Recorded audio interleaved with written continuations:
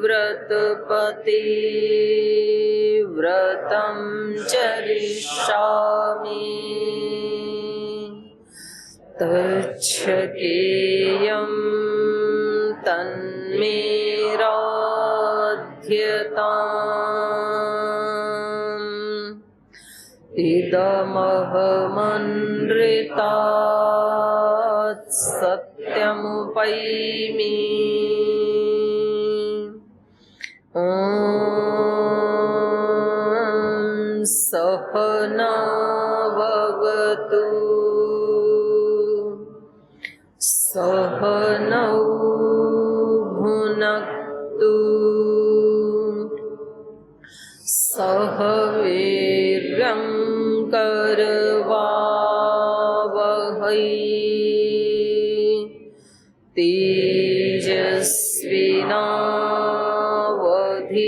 तेजस्विनावधीतमस्तु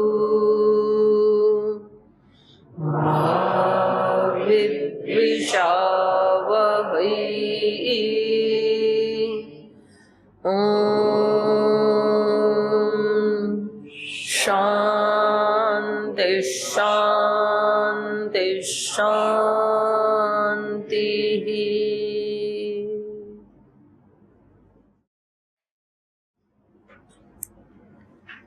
वाल्मीकि रामायण के किष्किंधा कांड में प्रवेश कर रहे हैं।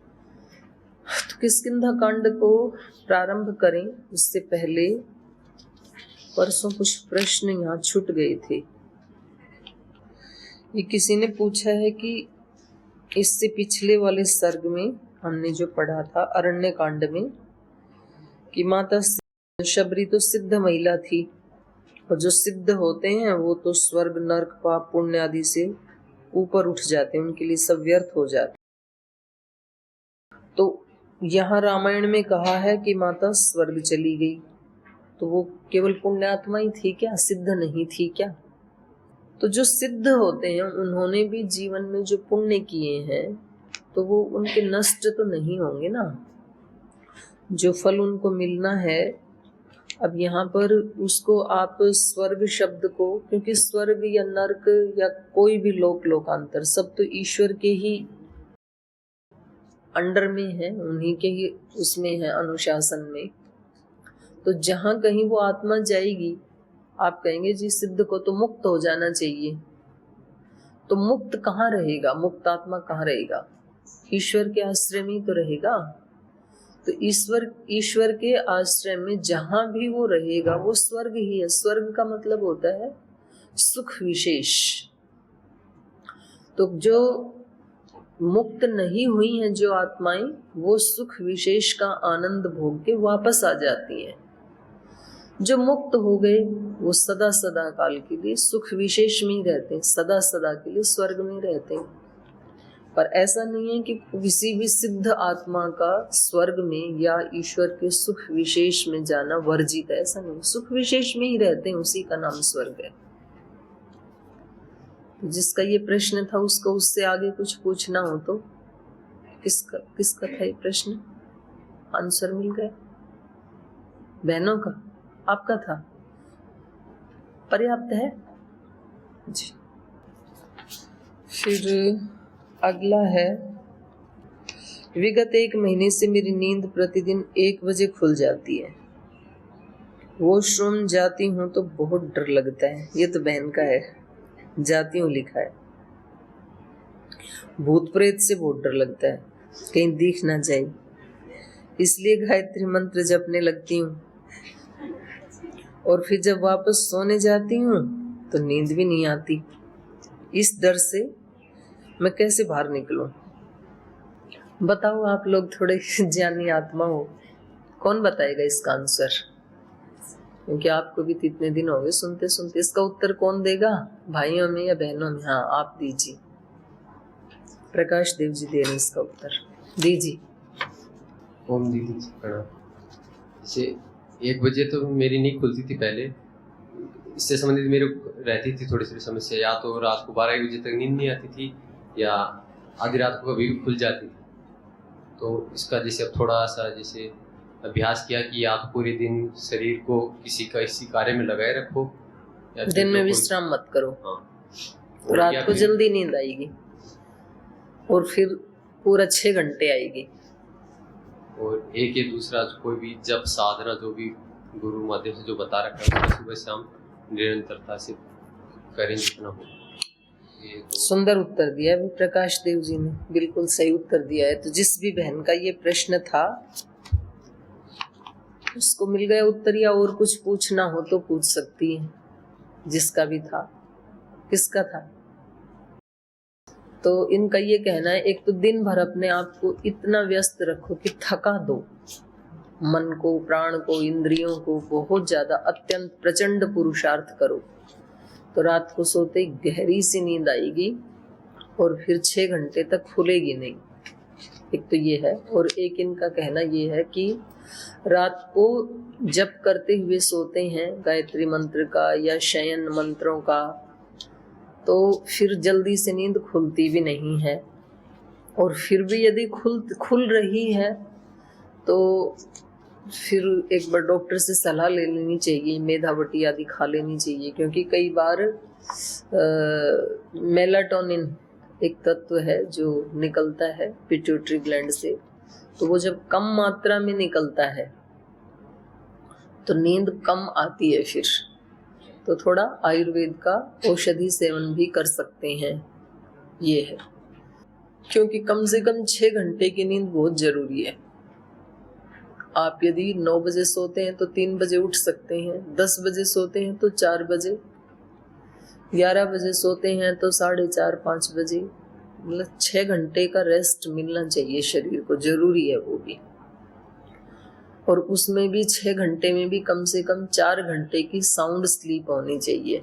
2 घंटे में तो व्यक्ति को थोड़े स्वप्न आदि आते हैं या कम गहरी नींद होती है उसकी। एक विचार, जैसे मैं भी कई बार इसको अभ्यास करती हूँ, आप भी कर सकते हैं। जैसे किसी दिन कुछ ऐसा हो कि भाई अगले दिन कुछ ज्यादा कोई ऐसा कार्य करना है, तो मन में जैसे चिंतन चलता है और नींद आने में देर लगती है, तो फिर आप अपने मन को निर्देश दें कि रात्रि भगवान ने केवल सोने के लिए बनाई है, कोई चिंतन करने के लिए नहीं बनाई। अपना आज का जो कर्तव्य था, जितना बन पड़ा हमने किया अपनी तरफ से। अब ये तो एक तरह से हम मनुष्यों के लिए प्रलय अवस्था जैसा है रात्रि। तो वे जितना अपने से बन पड़ा आज का कार्य वो हमने कर लिया। अब हमारे लिए होगी प्रलय सारी सृष्टि। तो प्रलय में व्यक्ति कहाँ रहेगा?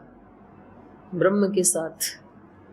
तो अब भगवान के विधान से ही मेरे को ब्रह्मलोक में रहने का अवसर मिला है। अब ब्रह्मलोक में जाकर के कोई पृथ्वी लोक की चिंता करे, समझदार व्यक्ति नहीं माना जाएगा ना। उपनिषदों में भी आया है, वेदांत दर्शन में भी आया है कि हम रात्रि को कहाँ चले जाते हैं? ब्रह्मलोक में चले जाते हैं, ब्रह्म के पास, सुषुम्ना नाड़ी में प्रवेश करके। और जो चेतना है वो उस समय ब्रह्म के पास चला जाता है। तो ये चिंतन करना चाहिए कि अभी मेरे को इस समय ब्रह्मलोक में पूर्ण रिलैक्स होकर के उसका आनंद लेना है, ब्रह्मलोक का। सुबह सृष्टि होगी और भगवान कोई दायित्व देंगे तो उसको निभाएंगे, नहीं होगी तो नहीं निभाएंगे। क्योंकि बहुत लोग तो गए हमारे से पहले, जो बहुत पुण्यात्मा थे, उनके बिना भी सृष्टि चली रही है। बहुत जो ज्ञानी पुरुष थे, सिद्ध पुरुष थे, वो चले गए तो उनके बिना सृष्टि चल रही है ना, मेरे बिना भी चलेगी। तो कभी कभी आदमी अपने सर पे बहुत ज्यादा बोझा ले लेता है, इतनी सारी चिंताएं हैं, इतने काम करने हैं, इतनी जिम्मेदारियां हैं, ये करना है, ये बताना है। कभी अच्छे कामों को चिंतन करके भी व्यक्ति को नींद नहीं आती है। मतलब अपने कर्तव्य कर्म कर लिए, लेकिन उसके मन में एक ऐसा सेवा का एक वेग है, प्रवाह है कि मुझे क्या क्या और करना है, उसको लेके भी कभी कभी नींद नहीं आती है। जैसे कुछ संगठन में कार्य करते हैं तो उनको लगता है कि अभी तो बहुत सारा देश सुधारना है मेरे को, या घर परिवार को, या संबंधों को। तो ये सोचना चाहिए कि जितना आज के दिन में कर पाया, जितना मेरा कर्तव्य था, दिन भर तो सजग रहना चाहिए। जितना हम कर सकते हैं वो अवश्यमेव करना चाहिए, किसी भी कीमत पे करना चाहिए, और रात्रि को पूर्ण रिलैक्स हो जाना चाहिए फिर। और ये तो पूज्य गुरुदेव ने भी बताया था, जो सन्यासी होते हैं और जिनके पास सरकारी अधिकारी की ड्रेस होती है, उस समय उसके ऊपर कोई नेगेटिव आत्मा अटैक नहीं कर सकती है। इसलिए भूत पिशाच से डरने की बिल्कुल आवश्यकता नहीं है सन्यासियों को। भूत पिशाच निकट नहीं आवे, महावीर नाम सुनाने की जरूरत नहीं है। आप ऑलरेडी महावीर के प्रतिनिधि बन चुके हो, क्योंकि जो महावीर होता है वही सन्यासी बनता है। सन्यासी का मतलब ही महावीर है, महान वीर। तो ऐसी आत्माएं आ नहीं सकती। देखो उनकी भी लिमिटेशंस हैं, उनके एरिया हैं। जैसे इस संसार की स्थूल जगत की कुछ मर्यादाएं हैं, एक शासन है, अनुशासन है। जैसे जो हरिद्वार की जो पुलिस है, वो हरिद्वार बॉर्डर पे रुक जाती है, फिर अगले जिले में प्रवेश नहीं करती है वो। जैसे महाराज जी के साथ कभी जाते हैं ना, दिल्ली जाते हैं जैसे, तो हरिद्वार वाली जो पुलिस की गाड़ी है वो हरिद्वार की सीमा जैसे ही आती है वो साइड में रुक जाते हैं। उससे अगले में फिर मुजफ्फरनगर की पुलिस आएगी, फिर उससे आगे जाएंगे तो मेरठ जिले की आएगी। तो उनकी एक लिमिट है, वो वहां से आगे नहीं जा सकते। तो ऐसे ही सूक्ष्म जगत में भी, चाहे वो देवता हैं या चाहे भूत प्रेत योनि हैं, उनकी भी एक सीमा है, एक मर्यादा, एक लिमिट है, उससे आगे वो नहीं जा सकते। तो उनकी मर्यादाओं में एक मर्यादा ये भी है कि वो एक तो किसी साधु सन्यासी पे अटैक नहीं कर सकते हैं, ये मर्यादा ही है उनकी। पवित्र आत्मा पे वो अटैक नहीं कर सकते हैं जो यज्ञ आदि करते हैं, और जहाँ यज्ञ आदि होता है वहां वो प्रवेश ही नहीं कर सकते। जैसे गुरुकुल में यज्ञ होता है तो गुरुकुल में प्रवेश ही नहीं कर सकते हैं, वो उनकी मर्यादा है, वो उनका अनुशासन है। और एक वो सरकारी ड्रेस जिसने पहनी है, जैसे कोई सिपाही है या कोई उच्च अधिकारी है, उस समय नहीं अटैक कर सकती। जब उसने वर्दी निकाल दी तब कर सकती हैं, क्योंकि वो एक राष्ट्र की सेवा में तैनात है उस समय वो व्यक्ति। तो ये मर्यादा है भाई, जो उस समय सेवा में तैनात है उस समय तुम बाधा नहीं डालोगे। तो ये हो गया इसका उत्तर। तो आपको डरने की कोई आवश्यकता नहीं है, ठीक। और एक तीसरा है, किसी भी कार्य में निंदा करने या सुनने से बचना चाहती हूँ, इसके लिए प्रतिदिन संकल्प भी करती हूँ, लेकिन इसमें पूर्णता दृढ़ता लाने के लिए क्या करना चाहिए? इन चीजों से कैसे बचा जाए? स्वयं को और लोगों को कैसे समझाया जाए? तो ये तो प्रतिदिन का ही अभ्यास ही है। ऐसा नहीं है कि आप किसी चीज से बचना चाहते हो और वो बिल्कुल बस जैसे ही आपने चाहा और उसी समय समाप्त हो गया। कुछ चीजें ऐसी भी हैं जब चाहा उसी समय समाप्त हो जाती हैं, लेकिन कुछ संस्कार ऐसे हैं जिनके लिए थोड़ा अभ्यास करना पड़ेगा, कुछ दिन अभ्यास करना पड़ेगा। और कुछ संस्कार ऐसे हैं जिनको जानते हुए भी बहुत दिन अभ्यास करना पड़ेगा। से तो दीर्घ काल निरंतरीय सत्कारा से भी तो दृढ़ भूमि। जैसे अभ्यास वैराग्य आदि की जो स्थिति है, पूर्ण पवित्रता की, पूर्ण भगवत्ता की जो स्थिति है, उसको प्राप्त करने के लिए बहुत प्रयास करना पड़ता है। वो एक दो बार सुनने पढ़ने से नहीं होती हैं, और बहुत दिन सुनने पढ़ने से भी नहीं होती हैं, उनका अभ्यास ही किया जाता है। तो आवृत्ति भी बार बार करनी होती है। सांख्य का सूत्र क्या है? आवृत्ति न सकृद उपदेशात। सकृद मतलब एक बार के उपदेश से बात नहीं बनती है संस्कारों को हटाने के लिए। बार बार सुनना पड़ता है, बार बार पढ़ना पड़ता है और फिर बार बार ही अभ्यास करना होता है। तो अगर किसी को ये समझ में आ रहा है कि किसी की निंदा करना या किसी की निंदा सुनना ये अच्छी बात नहीं है, तो समझ लो कि एक कदम तो आप आगे बढ़ ही गए हैं। ये बड़ी उपलब्धि है ये साधना के फील्ड में। जब हमें कोई चीज अंदर से ये फील होने लगे कि ये गलत है मेरे लिए, ये उपलब्धि है अपने आप में ही। नहीं तो पता ही नहीं लगता है व्यक्ति को। पता लगने के लिए भी तो उस व्यक्ति को उन चीजों से अपने आप को डिटैच करके अपने स्वरूप में प्रतिष्ठित होगा, तभी तो वो चीजें बुरी लगेंगी। यदि उनके साथ ही वृत्ति सारूप्य हो जावे तब तो वो बुरी भी नहीं लगेंगी। तो यदि हम उससे डिटैच होके उसको बुरा देख रहे हैं और अंदर तक ये अनुभव कर रहे हैं कि ये ठीक नहीं है, तो आज नहीं तो कल आप उनसे डिटैच हो ही जाएंगे। तो घबराने की आवश्यकता नहीं है। तो ये 2-3 प्रश्न उस दिन बच गए थे। और तो किसी को नहीं पूछना कुछ पीछे के पार्ट से? ओ माता जी प्रणाम। एक माता जी, जैसे अपने रामायण में सभी जो असुर प्रवृत्ति के लोग हैं उनको राक्षस कहा है, तो राक्षस और असुर में कोई अंतर होता है? मतलब कुछ अलग ही विशेषता होती है राक्षसों की असुरों से? एक ही जैसी क्वालिटी है दोनों की। भगवान ने माता जैसे इनको बनाया तो इनकी कोई उपयोगिता या फिर कोई ऐसी अनिश्चित? और क्या उपयोगिता है ना, राक्षसों की भी उपयोगिता है। किस क्षेत्र में कैसे माने माता जी? मतलब अब जो मतलब वर्तमान में जो लोग हैं मांस भक्षण करते हैं, जैसे दिखाया रामायण में, वो ऋषि मुनि साधु संतों के उनको देख के आप अच्छे बन जाओगे। अच्छा, आप राक्षस नहीं बनोगे कि देखो ये कैसे राक्षस है, इनका कितना दुखदायी जीवन है, तो हमारे को ऐसे नहीं बनना है। मांस भक्षण करते हैं वो राक्षस कोटि में आएंगे माता जी, उनको अलग मानेंगे? मनुष्य रूप में भी ऐसे कई लोग होते हैं। राक्षस कहो असुर कहो कोई दिक्कत नहीं है, वो निम्न कोटि में ही आएंगे। कारिका में माता जी को एक रक्षक के रूप में भी दिखाया है कि पता नहीं कैसे राक्षसों को भी रक्षक रूप में किससे रक्षा करते हैं, कैसे रक्षा करते हैं, वो समझ में। वो हमारी रक्षा करते हैं ना, हम उनके जैसे नहीं बनते हैं। आपने देखा कोई एक आधा राक्षस कोई आया जीवन में? अभी तक नहीं आया।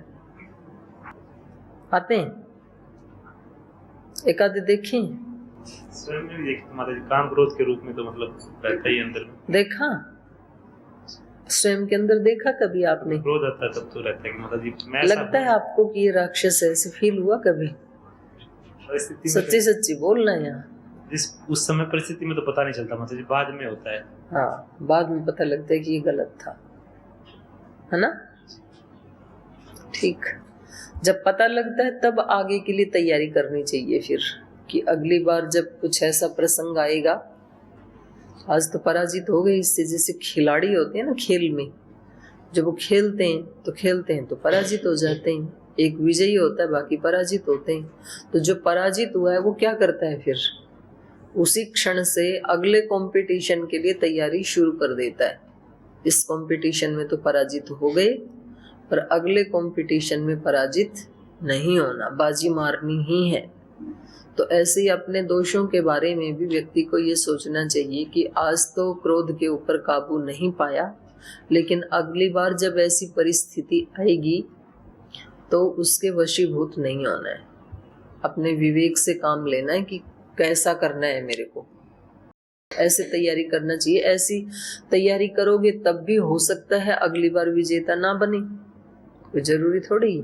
तो फिर दोबारा वैसी अपने आप को काउंसलिंग करो। तो ऐसे करते करते ईमानदारी से यदि व्यक्ति कर रहा है तो एक दिन वो विजेता बन जाएगा। कौन सा वो था आक्रांता जो 16 बार आया, 16वीं बार विजयी हुआ।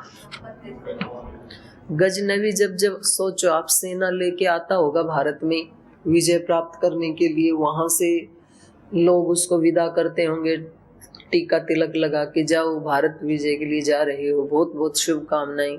और फिर वो वापस जाता होगा, एक बार गया रे आ गया हार के, फिर उसने कहा होगा अगली बार जरूर जीत के आएंगे, दूसरी बार, तीसरी बार। आप सोचो जब 5-6 बार वो ऐसे गया होगा तो वहां के लोगों ने क्या कहा होगा, उसका कैसे स्वागत किया होगा। अत्यंत उसको अपमानित किया गया होगा ना। 10वीं बार जब गया होगा 11वीं 12वीं बार जब गया होगा तो लोगों का कैसा बिहेव रहा होगा उसके प्रति, अत्यंत उदासीनता का, कोई भाव ही नहीं है कि ये कहा होगा कि इसका दिमाग खराब हो गया।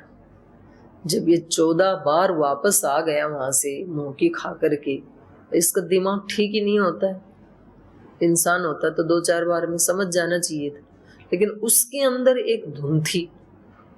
तो जब 16वीं बार आया तो यहाँ के जो राजा थे वो प्रमाद में चले गए, बोले ऐसे ही आता है ऐसे ही चला जाता, चला जाएगा।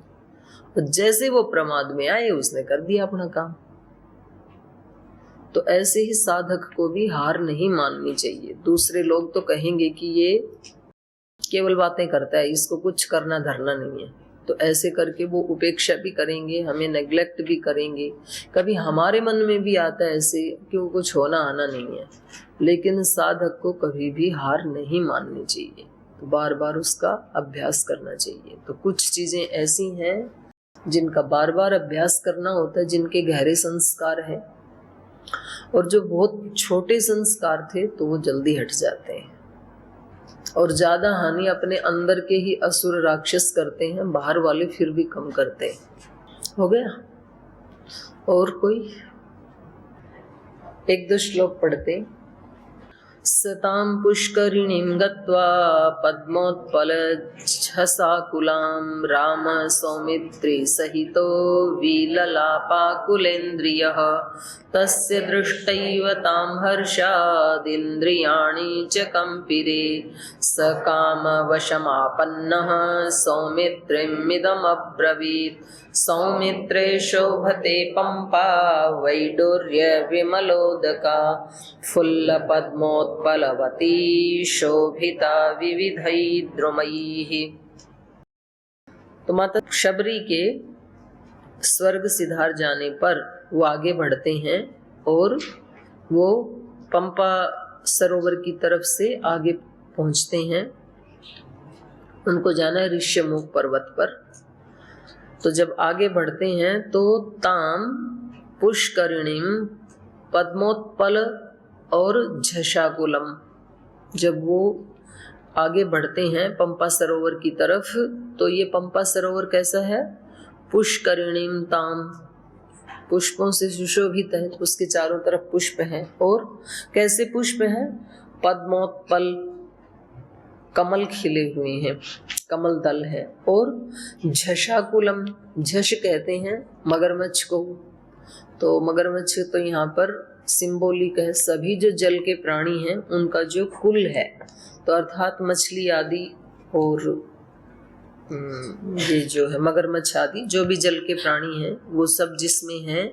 ऐसे पंपा सरोवर के पास पहुंच करके राम सौमित्री सहितो विललाप आकुलेन्द्रिय, बहुत ही विचलित इंद्रियों से युक्त होकर के श्री राम सौमित्री सहित लक्ष्मण के साथ बहुत विलाप करने लगे उस प्राकृतिक सौंदर्य को देख करके। क्यों उनको ये विलाप क्यों करना आ रहा है, क्यों रोना आ रहा है? उनको लगता है कितना सुंदर स्थान है, आज यदि यहाँ सीता होती तो उसको कितना सुंदर लगता। तो जब हम किसी व्यक्ति से प्रीति करते हैं और कोई बहुत अच्छी चीज हमें मिलती है या जीवन में कोई उपलब्धि होती है, तो हमें तुरंत उस व्यक्ति की याद आती है जो आज हमारे पास नहीं है।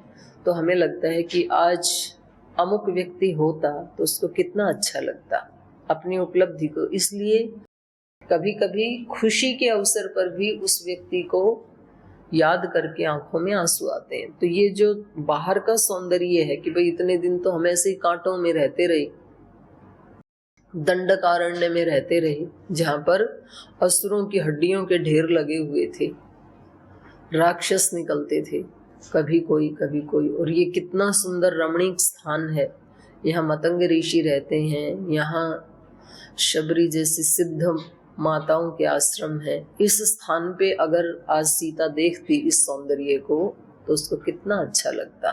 तो ऐसा सोच करके वो लक्ष्मण सहित व्याकुल हो जाते हैं। तो आगे का किष्किंधा का प्रकरण हम कल पढ़ेंगे। आज ही विराम लेते हैं। ओम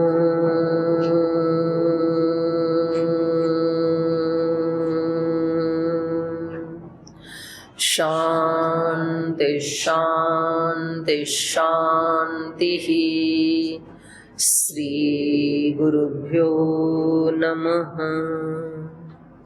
ऐसे हैं मेरे राम, ऐसे हैं मेरे राम, ऐसे हैं मेरे राम, ऐसे हैं मेरे राम।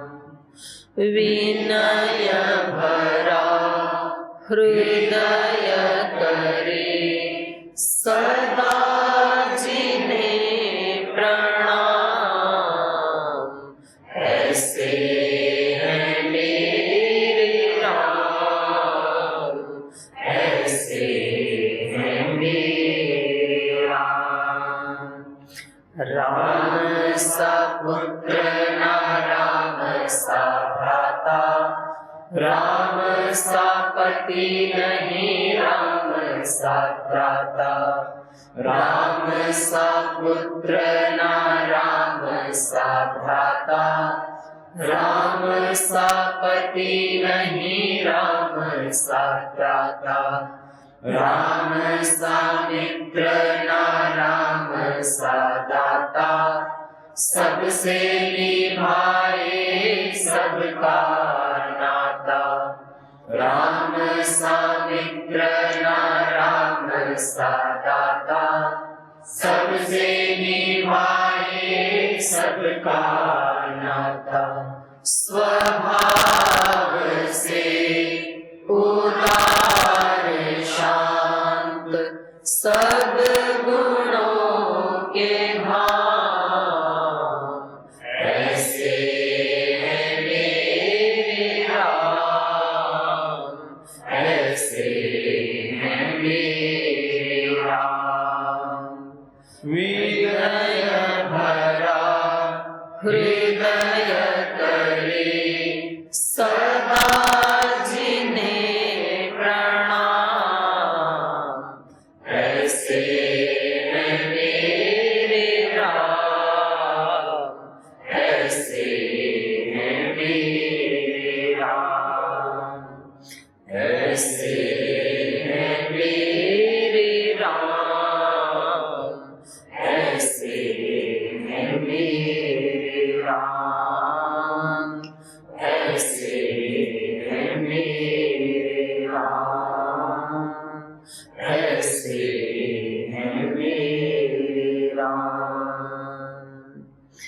ओम श्री गुरुभ्यो नमः।